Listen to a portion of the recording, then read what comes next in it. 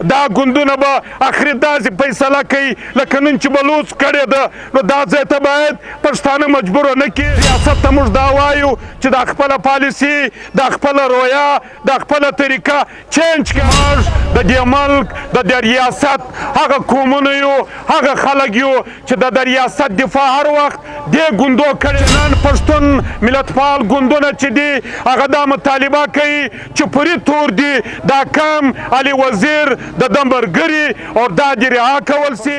وطن کې د چمنه، تلورلایي، کلا سیف الله، ژوب، کوټه په مختلفو ډسټرکو کې په دې حواله احتجاجونه سوي دي.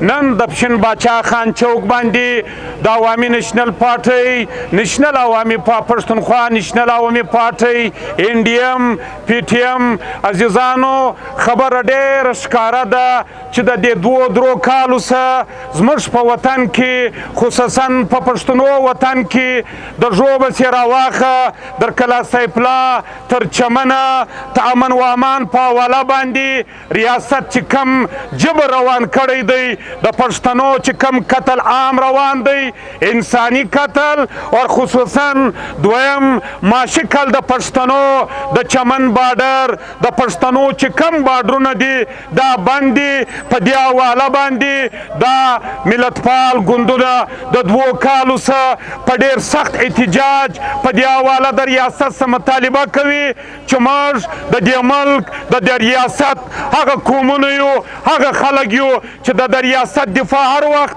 دې ګوندو کړې ده. لیکن افسوس نن دا دی چې نن پښتون ملتپال ګوندونه چې دي هغه دا مطالبه کوي چې پوری تور دي دا کم علي وزیر د دمبرګري او دا دې رها کول سي.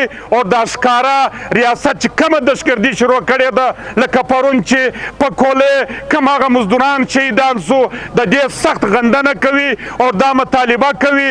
عوامي نېشنل پارټۍ دا اولې ورځې څخه د نن ورځې پورې هر وخت چې پر پښتانه سخته ورځ راغلې ده، د تکلیف ورځ راغلې ده، عوامي نېشنل پارټۍ په سر کې د دې ګوندو په مخ کې روانه ده. نن به هم روانئ، سبا به هم روانئ. یوه خبره کول غواړو په دې عربو باندې کپتان دا ګوندونه پر شا نه ځي. ریاست ته موږ دا وایو چې دا خپله پالیسي، دا خپله رویه، دا خپله طریقه چینج کړه، که نه دا ګوندونه به اخري داسې فیصله کوي لکه نن چې بلوڅ کړې ده. نو دا ځای ته باید پښتانه مجبوره نه کړي.